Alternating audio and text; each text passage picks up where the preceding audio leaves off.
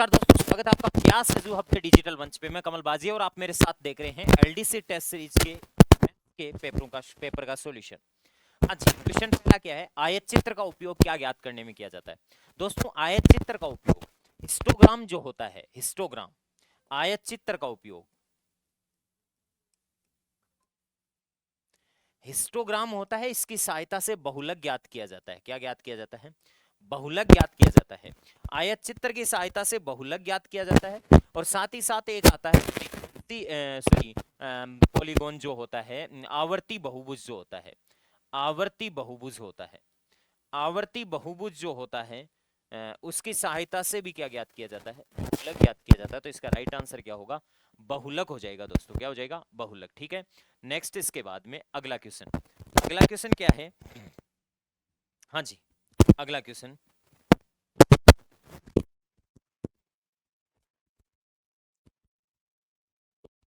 व्यक्तिगत समांकों से उसके माध्य से लिए गए विचलनों का योग क्या होता है? व्यक्तिगत समांकों से माध्य की से लिए गए विचलनों का योग हमेशा क्या होता है? जीरो होता है। कि माध्य से लिए गए विचलनों का योग हमेशा जीरो होता है। Sum of x minus x bar is equal to का हमेशा वैल्यू कितना आता है? जीरो आता है। माध्य से लिए गए विचलनों का योग हमेशा क्या आता है? जीरो आता है। नेक्स्ट इसके बाद में अगला क्वेश्चन क्या है? तो इसका राइट आंसर हो जाएगा बी। ठीक है, हाँ जी, तो इसका राइट आंसर कौन सा हो जाएगा? बी। नेक्स्ट इसके बाद में अगला क्वेश्चन क्या है? दिए गए आंकड़ों की माध्यिका दे रखी है और माध्य का अंतर दे रखा है। बहुलक और माध्यिका का अंतर पूछा है। आपको यह पता होना चाहिए कि बहुलक और माध्यिका का जो अंतर होता है, बहुलक और माध्यिका का अंतर होता है वो 2 गुणा माध्यिका माइनस माध्य, 2 गुणा माध्यिका माइनस माध्य। तो ये बताओ, बहुलक और माध्यिका का माध्यिका और माध्य का अंतर 12 है, तो बहुलक और माध्यिका का अंतर पूछा है, तो 2 गुणा 12 करेंगे तो कितना आ जाएगा आपके पास में? ये 24 आ जाएगा। राइट आंसर यहाँ पे कितना होगा? 24 होगा। ठीक है, अगला क्वेश्चन क्या है दोस्तों आपके पास में? अगला क्वेश्चन है कि x और 1/x का माध्य m है। x और 1/x का माध्य m है, तो x 1/x साथ ही आपको x क्यूब और 1/x क्यूब का माध्य, तो इसका क्यूब कर दें आप, बोथ साइड क्या कर दें? क्यूब कर दें। और क्यूब करेंगे तो a cube plus b cube, a cube plus b cube plus 3ab, 3ab कोष्टक a plus b का मान 2m है ही ऑलरेडी, बराबर आ जाएगा आपके पास में 8m क्यूब आ जाएगा। कितना आएगा? 8m क्यूब आएगा। ठीक बात है, और 8m क्यूब आएगा तो यहां से देखिएगा आप कि ये अक्ष से अक्ष तो क्या हो गया? ठीक है, ये आ गया x cube plus 1/x cube बराबर आपके पास में आ गया 8m माइनस 2m आ गया, 8m क्यूब माइनस 2m आ गया। तो ये आपके पास में इनका योग है। इनका अब ये आपको माध्य चाहिए, माध्य चाहिए, कहेंगे 1/x क्यूब के बट्टा क्या लगा दो? 2, 2 लगाओगे तो ये आएगा 4m क्यूब माइनस m आ जाएगा। ठीक है, तो 4m क्यूब माइनस m आ जाएगा। ठीक है, तो यहाँ पे 4m स्क्वायर माइनस ये सॉरी x तथा 1/x का माध्य m है। चलो ठीक है, कोई दिक्कत नहीं है। तो इधर क्यूब किया तो a cube plus b cube plus 3ab, sorry यहाँ पे थोड़ी सी गलती कर रखी है अपन ने, 3ab से मल्टीप्लाई नहीं किया अपन ने, तो ये इसमें थोड़ा सा अंतर आ गया। देखो कैसे आ गया। हाँ जी, ये आपके पास में आ गया 8m, सॉरी ये आ गया 8m क्यूब माइनस 6m आएगा। ओके, और 2 का भाग इसमें लगाओगे तो आएगा 4m क्यूब माइनस 3m, और अगर m कॉमन ले लेंगे तो 4m स्क्वायर माइनस 3 आएगा, और 4m स्क्वायर माइनस 3, ये डी ऑप्शन इसमें राइट हो जाएगा। ठीक है, नेक्स्ट इसके बाद में माध्यिका की गणना निम्नलिखित में से किसके आधार पर की जाती है? माध्यिका की गणना आयत चित्र के आधार पर नहीं की जाती, डी तो इसका गलत हो जाएगा। ओके ओके, आवर्ती बहुभुज, बहुभुज ए तो वैसे ही गलत है। ओके, ओजाई वक्र जो होते हैं, आवर्ती वक्र फ्रीक्वेंसी पॉलीगॉन जो होता है उससे नहीं होती है माध्यिका की गणना, उसे बहुलक की होती है। तो यहाँ पे बी ऑप्शन राइट हो जाएगा, ओजाई वक्रों की सहायता से। किसकी सहायता से? ओजाई कर्व, ओजाइव कर्व की सहायता से माध्यिका की रचना की जाती है। ओके, नेक्स्ट इसके बाद में अगला क्वेश्चन क्या है? यदि किसी श्रेणी का आपको बहुलक और माध्यिका का दे रखा है तो समांतर माध्य पूछा है, तो आपको पता होना चाहिए कि z बराबर होता है 3m माइनस 2x बार, होता है कि नहीं होता है? ठीक है, तो आपको माध्यिका 77 दे रखी है, तो 3 गुणा 77 कर दें आप। ठीक है, -2x बार समांतर माध्य का मान पूछा है, जेड का मान कितना है 63, ठीक है। हाँ जी, तो ये आ जाएगा 2x बार इधर आके प्लस कर देगा, 7 3 21, तो 2x बार बराबर आएगा आपके पास 11 में से 3 घटाया कितना बचा, 8 बचा, और ये 1 बच गया तो आपने यहाँ पे सॉरी 8 बच गया, 1 बच गया तो 11 में से 6 घटाया कितना बचा, 5 बचा, 158, तो 2 का भाग लगाएंगे, 2 7 14 और 2 9 18, 79 इसका राइट आंसर आ जाएगा। सॉरी इसमें क्या हो गया, 7 3 21, 7 3 21 और 22, 11 में से 3 गया आपके पास में बचा कितना 8, और फिर बचा 1, फिर 11 में से 6 गया तो 5 बचा, और 5 बचा तो बंधु यहाँ पे 5 हो गया, और ये 1 0, ठीक है। 2 का भाग 2 7 14, 2 9 18, 79 इसका राइट आंसर होना चाहिए। 63 इसमें मादिका हो ही गई, ठीक है। 63 221 158 बच गया, 8 3 11 हो गया, ठीक है। 6 और 5 सॉरी 11 और 1 12 का 2 और 2 221, तो ये आपके पास 2x बार तो समांतर माध्य ज्ञात कीजिए, तो 79, ये कहाँ गलत हो रहा है, माध्यिका 77 है, तो z बराबर 3m माइनस 2x बार होता है। 7 3 21 और 1 22 हो गया, 2x बार हो गया, 63 इधर आके घटा लिया, और ये 8 3 11 और 6 5 11 और 1 12 और 1 और 1 कितना हो गया, 2 हो गया, सही बात है। तो 2 7 14 बचेगा 1, 2 9 18, ठीक है। तो 79 इसका उत्तर, देख लेंगे इसको, कोई इसमें कोई गलती है तो। हाँ जी, नेक्स्ट इसके बाद में अगला क्वेश्चन क्या है दोस्तों, अगला क्वेश्चन ये है कि वर्ग चित्र, आयत चित्र और वर्ग चित्र क्या होते हैं। देखो बंधु, इसमें जो लाइन एक विमीय होते हैं, एक विमीय, एक विमीय कौन से होते हैं, एक विमीय में बंधु आते हैं लाइन ग्राफ, क्या आता है, लाइन ग्राफ आता है, ठीक है। लाइन ग्राफ आ जाता है और बार ग्राफ आ जाता है, बार ग्राफ एक विमीय में आता है। द्विविमीय में कौन कौन से आते हैं, द्विविमीय में, द्विविमीय में मेरे बंधु आता है, एक तो पाई चार्ट आता है, क्या आता है, पाई चार्ट आता है, एक आता है आयत चित्र जिसको हिस्टोग्राम अपन बोलते हैं, आयत चित्र बोलते हैं, ठीक है। हाँ जी, तो कह रहा है कि वर्ग चित्र, हाँ वर्ग चित्र भी द्विविमीय में भी आएगा, वर्ग चित्र जितने भी 2D आकृति चित्र, आयत चित्र और ये पाई चार्ट वगैरह सब किस में आते हैं, द्विविमीय वाले आते हैं। तो राइट आंसर यहाँ पे ऑप्शन हो जाएगा द्विविमीय, ठीक है। हाँ जी, नेक्स्ट इसके बाद में अगला क्वेश्चन, निम्न में से कौन सा गणितीय माध्य नहीं है। देखो बंधु, सेंट्रल टेंडेंसी ऑफ मेजर होते हैं, सेंट्रल टेंडेंसी ऑफ मेजर होते हैं वो दो प्रकार के होते हैं, एक मैथमेटिकल मीन होता है और एक पोजिशनल मीन होता है। क्या होता है, एक पोजिशनल मीन होता है। मैथमेटिकल मीन में आता है अर्थमेटिक मीन समांतर माध्य, ज्योमेट्रिकल मीन गुणोत्तर माध्य, हार्मोनिक मीन हरात्मक माध्य, और पोजिशनल मीन में आता है मीडियन, मीडियन और मोड आता है, ठीक है। माध्यिका और बहुलक आता है। अगला कह रहा कि कौन सा गणितीय माध्य नहीं है, समांतर माध्य इसी को कहते हैं, अर्थमेटिक मीन को, गुणोत्तर माध्य गणितीय माध्य में आता है, बिल्कुल। हार्मोनिक मीन आता है, तो बहुलक गणितीय माध्य नहीं है। राइट आंसर कौन सा हो जाएगा, सी हो जाएगा। कौन सा सीमांत मूल्यों से सर्वाधिक प्रभावित होता है। बंधु, समांतर माध्य ऐसी चीज है जो से क्या होती है, सर्वाधिक प्रभावित होती है। सीमांत मूल्यों से सर्वाधिक प्रभावित पूछे तो कौन हो गए, समांतर मूल्य हो जाएगा, ठीक है। हाँ जी, इसके बाद में बौद्धिक स्तर की जानकारी हेतु बंधु गुणात्मक मूल्यों के लिए, गुणात्मक मूल्यों जैसे ईमानदारी, चतुराई, बौद्धिक स्तर आदि की जानकारी, रिजल्ट आदि तैयार करने में माध्यिका का यूज लिया जाता है। तो गुणोत्तर माध्य नहीं होगा, समांतर माध्य नहीं होगा, बहुलक नहीं होगा, माध्यिका हो जाएगा, ठीक है। बंटन की माध्यिका से लिया गया माध्य विचलन बताओ बंधु, माध्यिका से माध्य विचलन लेना है तो आपको स्टेप डेविएशन भी माध्यिका से लेने पड़ेंगे। तो बंधु डेटा के मान क्या क्या है आपके पास में, डेटा के मान है 2,2,2,2 दोनों 2 आ गए, ठीक है। उसके बाद में 4 आ गया, फिर आ गया 5 आ गया, फिर आ गया 7 आ गया, और फिर क्या आ गया 8 आ गया, ठीक है। तो 5 7 8 आ गया और 4 आ गया, ठीक है। हाँ जी, तो आपको स्टेप डेविएशन भी किससे लेने पड़ेंगे, माध्यिका से। अब मेरे बंधु इन पदों की माध्यिका क्या होगी, इन पदों की माध्यिका आपके पास में, तो यहाँ पे पद विचलन भी माध्यिका से लेने पड़ेंगे, और माध्यिका होती है पदों को आरोही या अवरोही क्रम में लिखने के बाद में बीच का पद माध्यिका होगी, ठीक है। तो 1 2 3 4 5 6 माध्यिका, 6 पद हैं, तो माध्यिका के पद विचलन लेंगे, इन दोनों के बीच का मान माध्यिका आएगा, और बीच का मान कौन आएगा बंधु, यहाँ पे मीडियन आएगा 4.5, क्या आएगा 4.5, और 4.5 से पद विचलन लूंगा तो 4.5 घटेगा तो 2.5 आएगा माइनस का, ठीक है। 4.5 घटेगा तो माइनस का 2.5 आएगा, और 4.5 घटेगा तो 0.5 आएगा, 4.5 घटेगा तो 0.5 प्लस का बचेगा। ओके, 4.5 घटेगा तो 2.5 प्लस का बचेगा। ओके, हाँ जी, तो ये हो गया आपके पास में 4.5 घटेगा तो 3.5 प्लस का बचेगा। लेकिन आपको इनका निरपेक्ष मानों को जोड़ना है, निरपेक्ष मानों को जोड़ना है तो ये 2.5 कहलाएगा, ये 2.5 कहलाएगा, ये 0.5 प्लस का होगा, ये 0.5 ऑलरेडी प्लस का है, 2.5 प्लस का और 3.5 प्लस का ऑलरेडी है। तो माध्यिका से लिए गए पद विचलनों को इस निरपेक्ष मानों को जोड़ लो आप, ठीक है। तो ये हो गया 5, 5 और 1 6, 6 और 1 7, 8 9 10 11 और 1 12 हो गया, ठीक है। 12 हो गया तो अपन अपन मीन डेविएशन निकाल सकते हैं, और मीन डेविएशन निकालेंगे तो माध्यिका से निकालेंगे, तो माध्यिका से लिए गए पद विचलनों के निरपेक्ष मानों का योग अपॉन में n का भाग लगा दो, तो n का मान कितना है 6।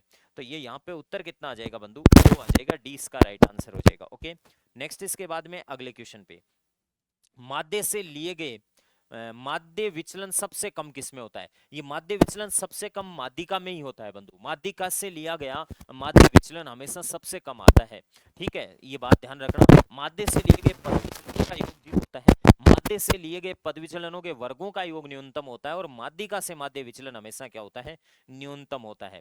समांतर माध्य से विभिन्न मूल्यों के वर्गों का योग न्यूनतम होता है, अभी भी बताया था। समांतर माध्य से लिए गए पद विचलनों का योग तो 0 होता है, लेकिन वर्गों का योग क्या होता है, न्यूनतम होता है, तो इसका आंसर होगा सी, ठीक है। हाँ जी, नेक्स्ट 124 नंबर क्वेश्चन देखो, 124 नंबर क्वेश्चन कह रहा है निम्नलिखित समंकों के लिए बहुलक ज्ञात कीजिएगा। बंधु बहुलक ज्ञात करना है तो जिस वर्ग की आवर्ती सर्वाधिक है उसी वर्ग में होगा, तो अपन कह सकते हैं कि क्लास ऑफ मोड क्या होगा, बहुलक वर्ग क्या होगा, बहुलक वर्ग आपके पास में होगा 30 से कितना 35, 30 से 35 बहुलक वर्ग होगा। बहुलक वर्ग से ठीक पहले की बारंबारता 6, बहुलक वर्ग की खुद की कितनी 7 है, और बहुलक वर्ग से बाद की कितनी 3। तो बहुलक का सूत्र होता है z बराबर l plus f1 minus f1 minus f0, f1 minus f1 minus f0 upon में 2f1 minus f0 minus f2 into h, ठीक है। तो l बहुलक वर्ग की निम्न सीमा कितनी होगी 30 प्लस, हाँ जी, बहुलक वर्ग की बारंबारता 7 में से 6 घटा लो, 7 दूनी 14 में से 6 भी घटाओ और 3 भी घटाओ, इंटू क्लास इंटरवल मेरे बंधु कितने का है 5 का है, कितने का है 5 का चल रहा है। ओके, तो ये हो जाएगा 30 प्लस ये हो जाएगा 7 में से 6 घटाया 1 तो 5 बटे 9 घटाया 5, तो ये टोटल ही कितना आ गया 31 आ गया, जो कि फर्स्ट ऑप्शन में है, राइट आंसर हो जाएगा। ओके, नेक्स्ट इसके बाद में अगला क्वेश्चन, अगला क्वेश्चन कह रहा है निम्नलिखित बारंबारता बंटन के लिए माध्य ज्ञात कीजिएगा। मेरे बंधु इस बारंबारता बंटन का माध्य ज्ञात करना है तो सबसे पहले आपको x ज्ञात करना पड़ेगा, और x होता है किसी भी वर्ग की निम्न सीमा, और निम्न सीमा सॉरी मध्य मान होता है, तो मिड वैल्यू हो जाएगी 45, और फिर कितना हो जाएगा 55, और फिर 60 से 70 का मिड वैल्यू कितना 65, और फिर हो जाएगा 75, 75 के बाद में कितना हो जाएगा 85, 85 के बाद में कितना हो जाएगा 95। ओके, तो ये आपके पास में सॉरी 5 प्रकार के डेटा आ गए, और इनकी फ्रीक्वेंसी कितनी दे रखी है, सबकी फ्रीक्वेंसी दे रखी है बंधु 10 दे रखी है, 25 दे रखी है, ठीक है, हाँ जी, फिर 28 दे रखी है, और फिर 12 दे रखी है। ओके, फिर 10 दे रखी है, और फिर 15 दे रखी है। 2 प्रकार के सिस्टम होते हैं मेरे भाई, या तो एक काम कर सकता है, या तो इनको सीधा कर सकता है, या काल्पनिक माध्य मान के कर सकता है, और काल्पनिक माध्य मान के करे तो एक्स बार निकालने का फॉर्मूला होता है एक्स बार बराबर a plus minus summation F D upon summation कितना एफ, ये सूत्र होता है।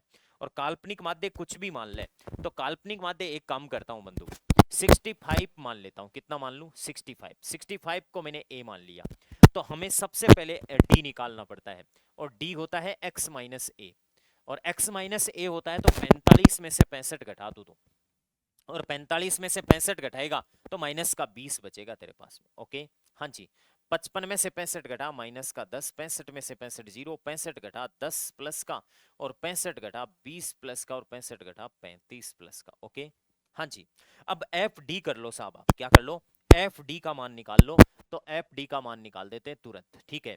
तो बताओ 10 गुणा 20 माइनस का 200 माइनस का 250, ठीक है, ये 0 आ गया, ये 120 प्लस का, और ये 200 प्लस का। ओके, और ये 15 5 75 7 के जी फॉरवर्ड, 15 थी 45, 45 और 7 कितना 52, 525 हो गया, ठीक बात है। ओके, अब मैं एक काम करता हूं, मुझे ये बताओ आप यहां से कि ये 200 प्लस का और 200 माइनस का तो क्या हो गया कट गया, ठीक है। मेरे बंधु ये टोटल कितना हो गया आपके पास में, ये टोटल हो गया आपके पास में 645। कितना हो गया 645 प्लस का हो गया, ठीक है, और माइनस का कितना है 250, ठीक है। तो समेशन एफ डी कितना आएगा, समेशन एफ डी आएगा 645 में से 200 उड़ाओ सीधा, 445 और 445 का में से आपको 445 में से आपको 50 घटाना है तो 395 आएगा, 395 आएगा। ये एक का मान कितना था 65 प्लस 395 बटे समेशन एफ, समेशन एफ मतलब सभी बारंबारताओं का योग करना है मेरे बंधु, ठीक है। हाँ जी, तो ये योग कर लेते हैं अपन, ठीक है। तो ये देखो कितना हो गया 10 10 कितना हो गया 20, 20 और 20 40, 20 से 60, 70, 80, 80 और 10 कितना 90, 90 और 10 कितना 100। ओके, 100 का भाग लगा दो तो 65 प्लस से 3.95 और 3.95 जोड़ेंगे 68.95 आ जाएगा, लगभग 68.95। तो 68.95 ये देख लीजिएगा, 68.20 है, लगभग 68.5 वाला आंसर हो जाएगा। ओके, तो ये इस प्रकार से आंसर हो जाएगा, ठीक है, लगभग की बात करें तो, ठीक है, कोई कैलकुलेशन में हो तो छोटी मोटी। अगला प्रश्न क्या है, अगला प्रश्न आपको दे रखा है 126, ठीक है।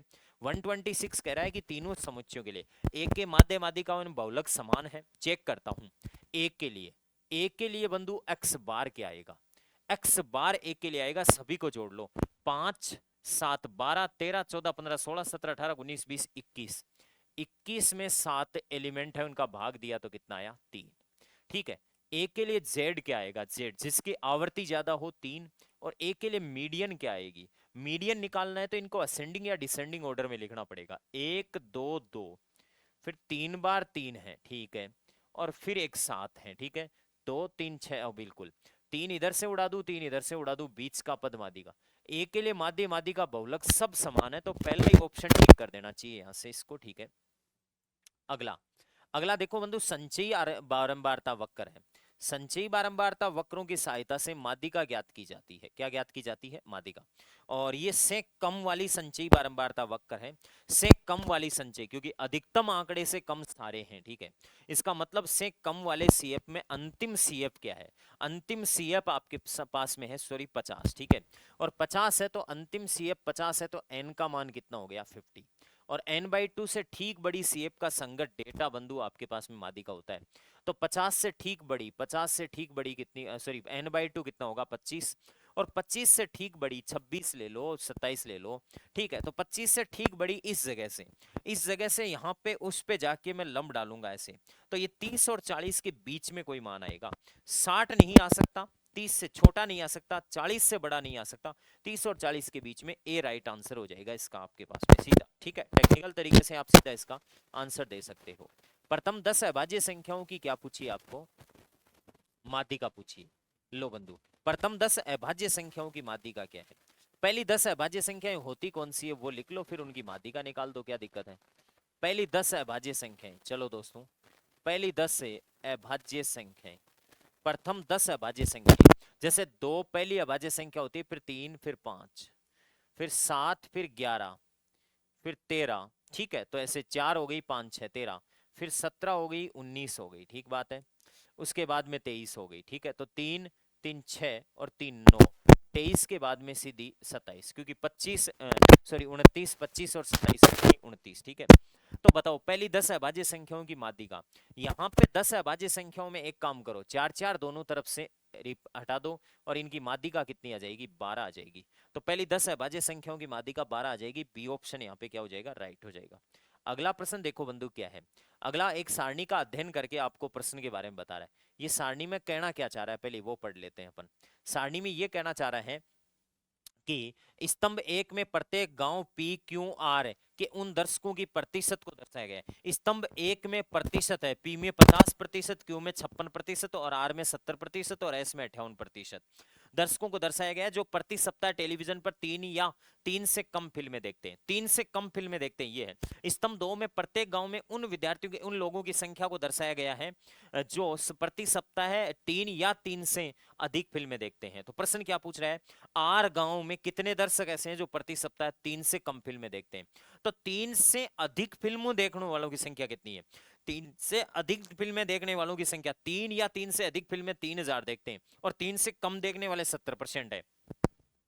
तो 3 से कम मेरे बंधु, 3 से कम, लेस देन 3 कर देता हूं मैं, ठीक है। तो 3 से कम, सॉरी यहाँ पे 3 से कम फिल्में देखने वाले कितने हैं? 3 से कम फिल्में देखने वाले 70% हैं, ठीक है। 70% 3 से कम फिल्में देखने वाले, तो ग्रेटर देन 3, 3 या 3 से ग्रेटर देन इक्वल्स टू 3, 3 या 3 से अधिक फिल्में देखने वाले कितने होंगे? 30%, क्योंकि आर गांव के कुल लोगों की संख्या 100%, ठीक है। 30% 3 या 3 से क्या देखते हैं? अधिक देखते हैं। तो ये कह रहा है कि 3 से अधिक फिल्में देखने वालों की, तो अगला पहले तो ये बोल चुका कि 3 से कम फिल्में देखने वाले 70% है, और 3 से अधिक फिल्में देखने वालों की संख्या 3000 है, और 3 से अधिक फिल्में देखने वालों की संख्या 3000 है। तो 3 से अधिक फिल्में देखने वाले हैं किसके बराबर हैं बंधु आपके पास में? ये किसके बराबर है? 30% के बराबर है। 30% बराबर कितने हो गए? 3000। 30% बराबर 3000, तो 1% बराबर 30 का भाग लगाएंगे 100 के बराबर, और 1% बराबर 100 है। तो ऐसे लोगों की संख्या जो 3 से कम फिल्में देखते हैं, 70 लोग हैं, 70% है, तो 3 से कम देखने वाले 70% बराबर कितना होगा? 7000 हो जाएंगे। ए ऑप्शन यहाँ पे क्या हो जाएगा? राइट आंसर हो जाएगा। ओके दोस्तों, नेक्स्ट अगला प्रश्न देखना। अगला क्या है? अगला कह रहा है कि आपको नीचे के वर्तारेख में एक परिवार के मुखिया द्वारा 24 घंटों के समय अवधि में परिवार के विभिन्न कार्यों में बिताए गए समय को, एक परिवार के लिए कैसे कैसे एक मुखिया कैसे कैसे टाइम व्यतीत करता है, एक परिवार के लिए बिताए गए समय को दर्शाया गया है। अध्ययन करके प्रश्नों का उत्तर दो। चलो कोई दिक्कत नहीं है। 2400 घंटों की समयावधि की बात हुई है। 2400 घंटे याद रखना, टोटल 2400 घंटे। परिवार की यात्रा और खरीदारी में मिलाकर बिताए गए समय तथा शिक्षा में बिताए गए समय का अनुपात। यात्रा और खरीदारी में बिताए गए समय, देखो बंधु, यात्रा में तो 9 है और खरीदारी में 10 है, तो 9 और 10 कितना हो गया? 19 हो गया। यात्रा और खरीदारी में तो 19% टाइम हो गया, ठीक है।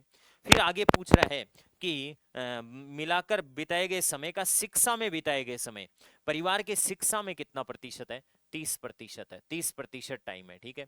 अब यहां से चाहे टाइम निकाल लो, आना तो 19 अनुपात 30 है, तो राइट आंसर कौन सा हो जाएगा? सी हो जाएगा इस क्वेश्चन का। तो 2400 घंटों का निकाल लो, चाहे कोई फर्क नहीं पड़ता इसमें, ठीक है। अगला प्रश्न देखो बंधु क्या कह रहा है। अगला प्रश्न कह रहा है कि धनोपार्जन में बिताए गए घंटे परिवार की यात्रा, खरीदारी तथा विभिन्न खर्चों में मिलाए गए घंटों के कितने ज्यादा हैं, ठीक है। तो ये कह रहा है कि धनोपार्जन में, तो एक तो धनोपार्जन में अपन को घंटे बताने पड़ेंगे, धनोपार्जन में घंटे बताने पड़ेंगे, ठीक है। और एक कह रहा है बंधु यात्रा, खरीदारी और विभिन्न खर्चे, यात्रा प्लस खरीदारी और विभिन्न खर्च, इनसे कितना ज्यादा या कम है, तो ये बता देते हैं अपन, ठीक है। धनोपार्जन में 2400 घंटों में से धनोपार्जन में 44% है। 2400 घंटों में से धनोपार्जन में 44% है, कोई दिक्कत नहीं है। 20 से 20 काट दिए। 2496 होता है, 9 कैरी फॉरवर्ड। 2496, 96 और 9 कितना हो जाएगा? 105 हो जाएगा, ठीक है। तो 1056 घंटे धनोपार्जन में, यात्रा, खरीदारी और विभिन्न, यात्रा खरीदारी और विविध, 9 और 7 16, 16 और 10 कितना? 26। तो 2400 का कितना परसेंट निकाल लें अपन? 26% निकाल लें, ठीक है। ओके दोस्तों, ले बंधु बताइए कितना आएगा। हाँ जी, 24 दूनी 48, 24 दूनी 48, 24 थी 72, 72 और 72 144, तो 14 कैरी फॉरवर्ड करेगा। 24 दूनी 48 और 4 52 और 10 कितना? 62, 624 घंटे। तो अपन एक काम करें, इनका अंतर ज्यादा कितना है, ये ज्यादा कितना ये निकालना है। तो 1056 में से आप 624 लेस कर लो, तो ये 2 आ गया और ये 3 आ गया, और 10 में से 6 गया कितना? 4। 432 घंटे जिस ऑप्शन में है वो राइट आंसर हो जाएगा, ठीक है। 432 घंटे बी ऑप्शन में है। अगला प्रश्न देखो दोस्तों क्या है कि कह रहा है धनोपार्जन में 84 घंटे और ज्यादा बिताए जाते, तो धनोपार्जन में बिताया गया समय 44% की बजाय कितना होता? धनोपार्जन में 44 घंटे और ज्यादा, 84 घंटे और ज्यादा बिताए होते। 84 घंटे मेरे बंधु, 1056 घंटे तो बिताए ही बिताए, 84 घंटे और बिताए जाते, तो 84% से कितना जाता? 84% की बजाय कितना हो जाता? तो बताओ बंधु, ये यहाँ पे 0, 8 5 13 और 1 14 और 1 ये यहाँ पे 1 आ जाएगा, और फिर ये कितना? 1, ठीक है। 1100 कितना? 40। अब ये 1140 हो जाता, तो 1140 2400 घंटों का कितना प्रतिशत हो जाता? 2400 का इंटू क्या कर दो, 100 कर दो, सीधा सीधा जीरो से जीरो कट गया, जीरो से क्या काटते हैं, जीरो। बंधु 4 का भाग लगा दें इसमें, 2 का भाग है 12 बार, और 2 का भाग 2 5 10, 2 7 14, ठीक है। हाँ जी, 3 का भाग 4 बार और 3 का भाग 19 बार, ठीक है। 4 2 का भाग 2 बार, 2 का भाग 5 बार, 19 5 95, 95 का आधा करेंगे मेरे बंधु, ये हो जाएगा कितना, सॉरी 2 चौके 8 और बच गया 2 7 14, 47.5, 47.5% जो कि ए ऑप्शन है ये राइट हो जाता है, ठीक बात है। ये 132 क्वेश्चन हो गया। ये कह रहा है निम्नलिखित पाई चार्ट का आलेख कर, आलेख का ध्यान देकर इसके दिए गए प्रश्न का उत्तर दे। बहुत ही अच्छा प्रश्न है, ठीक है। हाँ जी, इस प्रश्न के 2 उत्तर होते हैं, लेकिन ये सीटी में आया हुआ भी है। ऐसे प्रश्न का क्या मानना है आपको? ये कह रहा बाइंडिंग की अपेक्षा विज्ञापन पर कितने प्रतिशत ज्यादा खर्च किया गया? बाइंडिंग वाला कौन सा है बंधु? बाइंडिंग वाला सी है, और सी वाला 45 डिग्री है। सी वाला 45 डिग्री है, तो 45 डिग्री को प्रतिशत में बदलेंगे, 45/360 इंटू 100 कर दो, 360 में 8 बार भाग जाएगा, 8 का भाग 12.5%, 12.5%। बाइंडिंग की अपेक्षा विज्ञापन पर, विज्ञापन किस में लिखा हुआ है बंधु? विज्ञापन बी पर लिखा हुआ है, बी पर 54 डिग्री, और बी पर 54 डिग्री है, बाइंडिंग की अपेक्षा विज्ञापन पर, तो 54 डिग्री बट्टे कितना, 360 इंटू क्या कर दें, 100 कर दें, जीरो से जीरो, 9 6 54 और 9 चौके 36, 2 का भाग 2 बार, 2 का भाग 5 बार, 2 का भाग 3 बार, 5 3 15, 15%। तो कह रहा बाइंडिंग की अपेक्षा विज्ञापन पर कितना ज्यादा है? 2.5% ज्यादा हो जाएगा। ये उत्तर वैसे तो गलत माना जाता है, लेकिन इस प्रश्न के अकॉर्डिंग 2.5 सही है। कायदे से इसका उत्तर क्या होता है? बाइंडिंग की अपेक्षा विज्ञापन पर 45 से 54 कितना ज्यादा है? 9 डिग्री, कितने से? 45 से, इंटू क्या होता है, 100, 9 पंजो 45, 5 का भाग 100 में देते हैं तो 20%, 20% सही उत्तर होना चाहिए, सही उत्तर होगा, होगा, लेकिन 20% सही उत्तर होगा, लेकिन ऑप्शंस, ऑप्शंस में नहीं। और ये सीईटी में आया हुआ प्रश्न है, सीईटी 10+2 2023 में आया हुआ प्रश्न है, ठीक है। तो इसने 2.5 ही माना है, जबकि आरपीएससी ने एक बार आरएस में पूछा था, तब इसका उत्तर 20% भी माना है। तो 20% ऑप्शनों में होगा, 2.5 भी होगा, ऐसा कभी हो नहीं सकता कि दोनों एक साथ आ जाएं, ठीक है। अगला प्रश्न क्या है? निम्नलिखित ग्राफ का को ध्यानपूर्वक पढ़ के प्रश्न का उत्तर देना है। कोई दिक्कत नहीं, देखो क्या बोल रहा है कि ए और सी में कुल विद्यार्थियों की संख्या का अनुपात क्या है?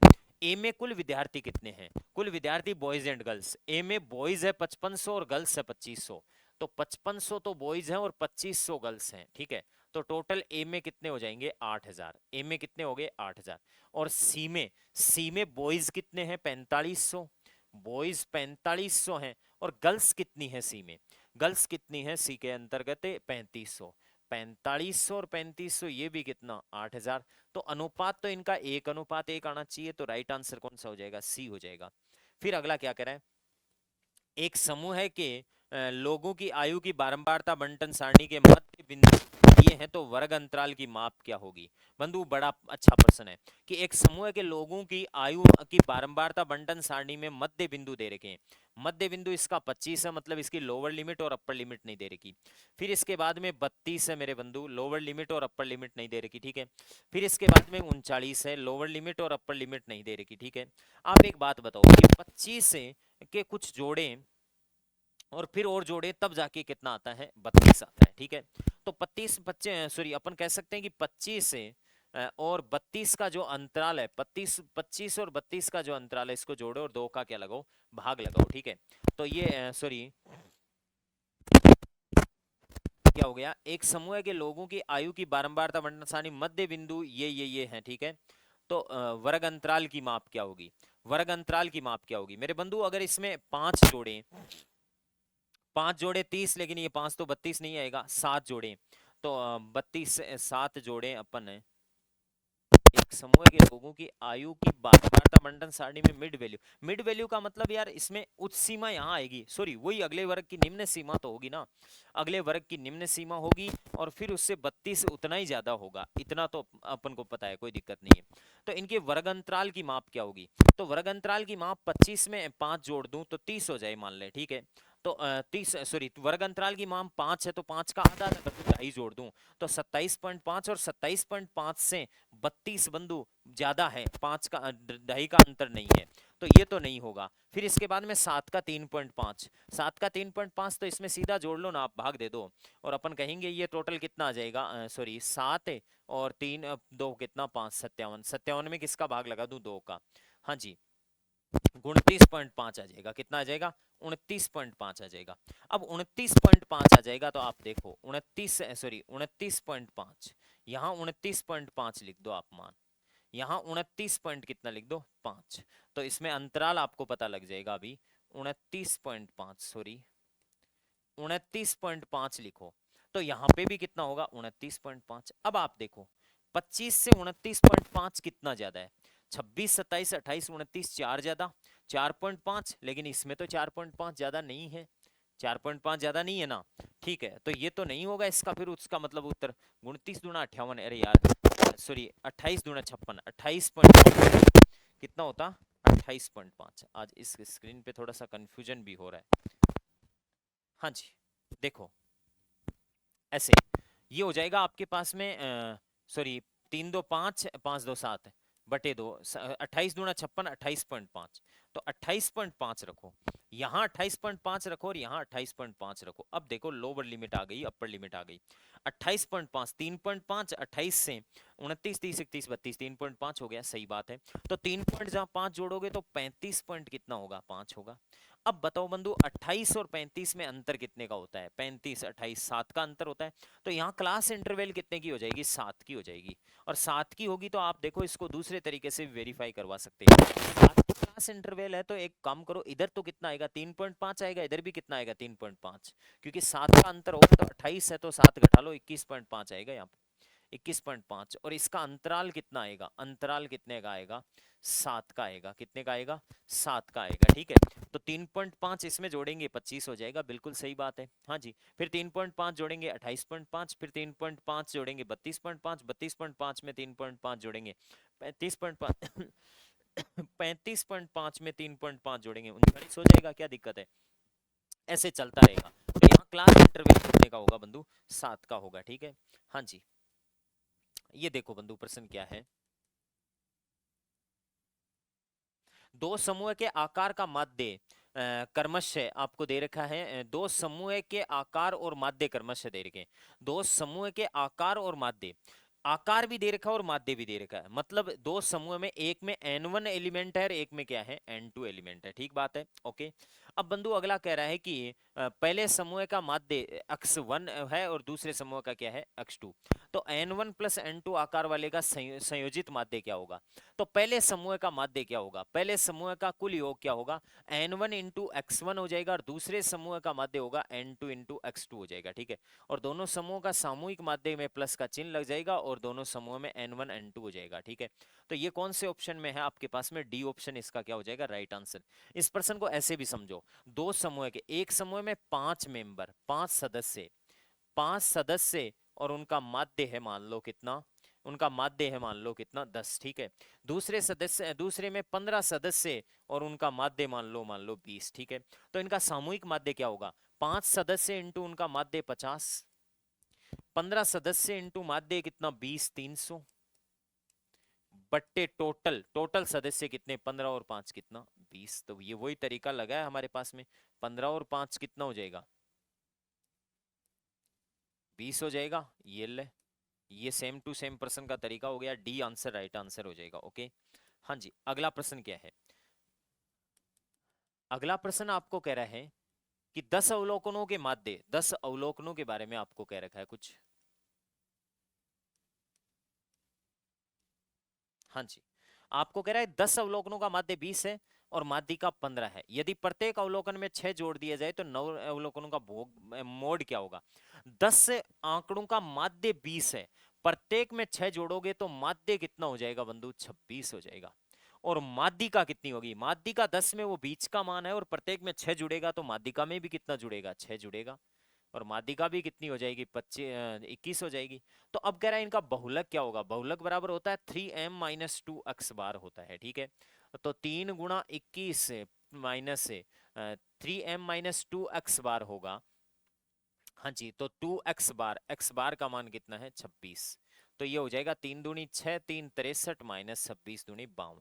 घटा लो बंधु, ये एक बच गया, एक 11 आ गया। ठीक है, तो ये 11 कौन से ऑप्शन में है? सी ऑप्शन में पड़ा है। ओके, अगला प्रश्न क्या है थोड़ा सा देखो, 138 नंबर। 138 कह रहा है कि 140 विद्यार्थियों की कक्षा में लंबाई और उस प्रसार की संख्या दी गई है।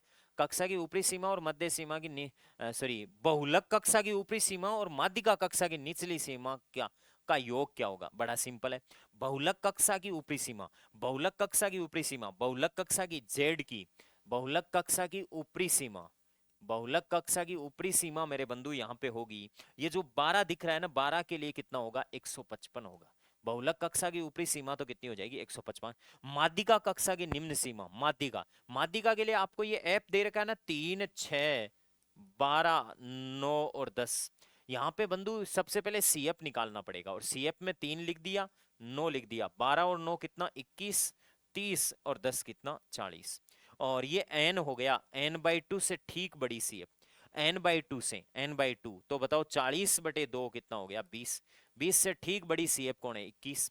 21 का मतलब 3 नंबर की, 3 नंबर की के लिए लोअर लिमिट कितनी है? 150 हो जाएगी। ठीक है, तो ये हो जाएगी 150 से 155, तो 150 यहाँ पे लोअर लिमिट, तो माध्यिका की 150 है, तो 5 आ गया, 10 आ गया और 3 आ गया, 305 हो गया। तो 305 सी ऑप्शन में है। ठीक है, हाँ जी, अगला प्रश्न देखो क्या है।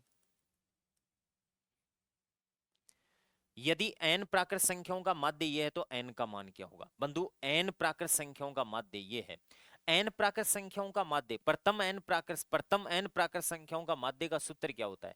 प्रथम n प्राकृत संख्याओं का माध्य का सूत्र होता है n+1/2 बराबर आपको दे दिया 2n/3, वज्र गुणा कर दो 3n+3 बराबर 4n, और अगर 4n में से 3n घटाओगे तो n बराबर कितना होगा? 3। तो n का मान 3 होगा, तो ये तो सीधा वेरीफाई करवा रहा है। अगला सिंपल प्रश्न हो गया। ये तो प्रथम n प्राकृत संख्याओं का माध्य, प्रथम n प्राकृत संख्याओं का योग का क्या सूत्र होता है? n+1/2 होता है, तो माध्य का सूत्र में n का भाग लगा दो, n+1/2 आ जाएगा। ये देखो बंधु क्या कहना चाह रहा है कि 5 विद्यार्थी MNPQR द्वारा अंग्रेजी और गणित में प्राप्तांक नीचे ग्राफ में दिखाए गए। 5 विद्यार्थी हैं और उनका ग्राफ दिखाया गया है। प्रश्न क्या क्या है, ये क्या कह रहा है, वो प्रश्न का उत्तर देना है अपन को। पहला प्रश्न तो ये कह रहा है कि कौन से विद्यार्थी ने अंग्रेजी और गणित में अधिकतम औसत अंक प्राप्त किए? कौन से विद्यार्थी ने अंग्रेजी और गणित में? बंधु सबसे ज्यादा गणित में आने वाले कौन है?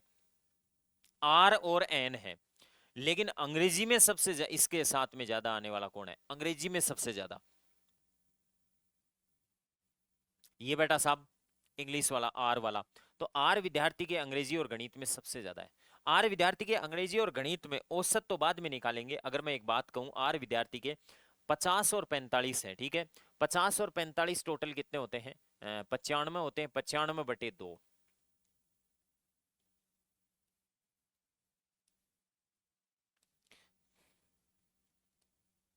95/2 अपन इसको लिख सकते हैं, 2 चौके 8 और 2 7 47.5, आर के 47.5। अगर आप चाहो तो एन के देखना चाहो, एन विद्यार्थी के अंग्रेजी और गणित में औसत प्राप्तांक, तो एन के 50 और 40 कितना होगा? 90। भाई योग ही कम पड़ रहा है, तो औसत तो कम आएगा ही एन के। हाँ जी, आप अगर किसी और के देखना चाहते हो, अगर आप चाहो कि एम के देखना चाहें, एम विद्यार्थी के, तो 45 और 35 को जोड़ो, 80 हो जाएंगे, 80/2 कितना आएगा? 40 आएगा। मतलब सबसे ज्यादा किसके हैं? आर विद्यार्थी के हैं। ठीक है, कितने विद्यार्थियों ने गणित में 40 अंकों से अधिक अंक लिए हैं? कितने विद्यार्थियों ने गणित में? बंधु गणित का आंकड़ा कौन सा है? गणित का आंकड़ा साफ साफ लिख रखा है, इसके 40 से ज्यादा नहीं है, इसके 40 से ज्यादा है, इसके 40 ही है, 40 अंकों से अधिक नहीं है। ठीक है, एक तो एन हो गया, एन गणित में 40 से अधिक हो गया। ठीक है, एन के साथ साथ में ये 40 पे टिका हुआ है, और एक आर हो गया। दो विद्यार्थी ऐसे हैं जिनको गणित में 40 से क्या है? ज्यादा है। ओके, तो 2 उत्तर हो जाएगा। अगला लास्ट प्रश्न इस पे ये कह रहा है कि किस विद्यार्थी का गणित और अंग्रेजी में अंकों का अनुपात सबसे अधिक है? हाँ जी, गणित और अंग्रेजी में अंकों का अनुपात सबसे ज्यादा किसका ज्यादा है? गणित और अंग्रेजी का अनुपात सबसे ज्यादा मेरे बंधु किस विद्यार्थी का गणित और अंग्रेजी का अनुपात। तो मैं सबसे पहले तो चेक करवा दूं आपको, चलो गणित और अंग्रेजी का अनुपात पूछा है इसने। किस विद्यार्थी का गणित और अंग्रेजी में अंकों का अनुपात सबसे ज्यादा है। गणित और अंग्रेजी में अनुपात m का क्या है, m का क्या है गणित में। गणित में 35 और अंग्रेजी में कितने 45। n का गणित में 50 और अंग्रेजी में 40। ओ एम एन पी का गणित में 40 कितने आए 40 और अंग्रेजी में कितना 45। क्यों का गणित में कितना है 40 और अंग्रेजी में कितना है 30। और आर का गणित में कितना है 50 और अंग्रेजी में कितना है 45। इन रेशियोज को काट लो आप। 5 7 35, 5 9 45, 10 5 50, 10 100 के 40, 10 5 8 40, 5 9 45।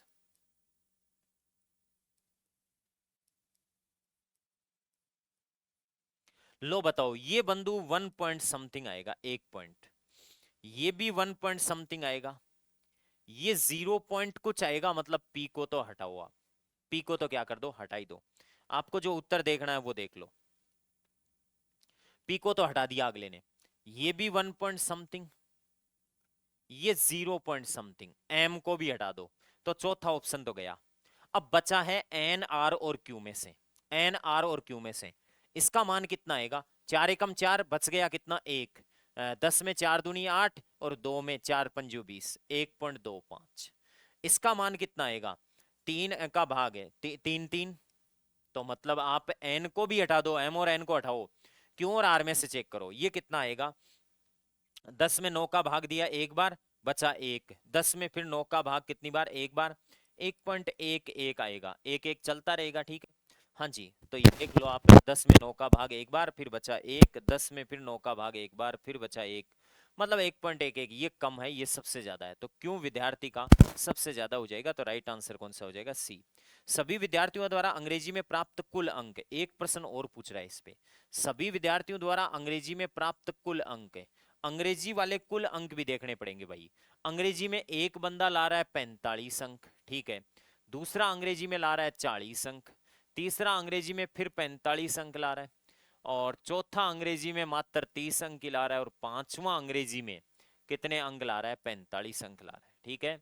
हाँ जी, तो ये 45 और 45 90, और 45 135, 135 और 70 कितने हो जाते हैं, 205 हो जाते हैं। तो 205 देख लो कौन से ऑप्शन में है। तो 205 पड़ा है, ठीक है।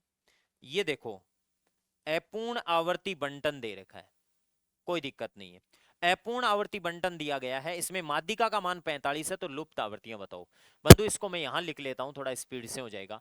10 से 20, 20 से 30, 30 से 40 और 40 से 50। ओके, इनकी फ्रीक्वेंसी क्या क्या दे रखी है आपको, सॉरी, अरे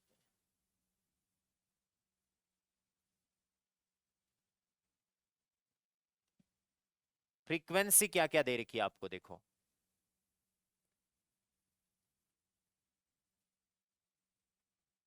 हाँ जी, इनकी देखो फ्रीक्वेंसी क्या क्या दे रखी है आपको।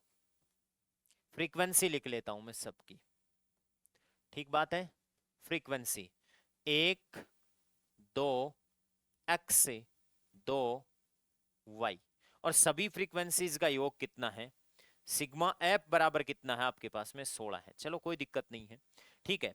हाँ जी, तो ये सी एफ क्या आएगी, सी एफ आएगी 1 3 3 प्लस एक्स से 5 प्लस एक्स से 5 प्लस एक्स प्लस वाई, ठीक है। और n/2 से ठीक बड़ी सी एफ, इनकी माध्यिका भी 35 दे रखी है, माध्यिका वर्ग यही होगा। और माध्यिका का सूत्र होता है माध्यिका 35 बराबर l प्लस माध्यिका वर्ग की निम्न सीमा प्लस n/2। तो 16/2 कितना हो जाएगा 8, माइनस से EF माध्यिका वर्ग से ठीक पहले की संचयी बारंबारता 3 प्लस एक्स। अपॉन में माध्य का वर्ग की बारंबारता 2 इंटू क्लास इंटरवल कितने का 10 का। 30 में से 35 में से 30 घटाओगे 5 बराबर, ये हो जाएगा 8 में से 3 घटेगा 5 माइनस एक्स। 2 का भाग 5 बार, 5 से 5 कट गया, 1 बचा इधर। वो x इधर आएगा तो इसका मान 4 आ जाएगा x का, एक इधर वाला उधर जाएगा, ठीक है। x का मान 4 आ गया तो मेरे बंधु 5 और 4 कितना होता है 9, 9 11, 11 इसका सॉरी, क्योंकि सॉरी 5x का मान कितना आ गया 4, 5 और 4 9, टोटल 16 चाहिए, तो ये कितना हो जाएगा 7, ठीक है। 7 और 4 11 और 5 कितना 16, तो x और y का मान है, x और y का मान होगा 4 और 7, राइट आंसर कौन सा होगा डी। ओके नेक्स्ट, इसके बाद में अगला क्वेश्चन, अगला क्वेश्चन कौन सा है,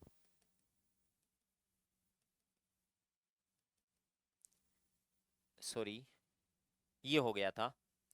अब अगला है कि माध्य, तीन माध्य का ये दो अक्स का मान पूछा है, क्या दिक्कत है, आप इसमें रख के भी देख सकते हो। पहले ऑप्शन से 1/2 रख दो, तो माध्य एक्स बार बराबर तीन माध्य का माइनस बहुलक एक्स का मान 1/2 रख के देख लूं पहले ऑप्शन से, तो 2x बार बराबर है 3m माइनस जेड, जेड उधर प्लस का 3m माइनस से 2x बार, तो ये बिल्कुल परफेक्ट बैठ रहा है, तो राइट आंसर यही होगा।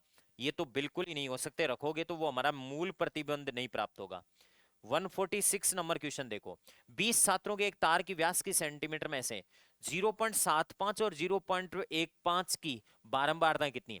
0.71 सॉरी 0.17 कितनी बार आया ये बताओ, एक बार, दो बार, तीन बार, चार बार, पांच बार, छह बार और सात बार, कितनी बार, इसकी फ्रीक्वेंसी कितनी है 7। 0.15 की फ्रीक्वेंसी कितनी है ये बताना, तो 1.5 की एक हो गई,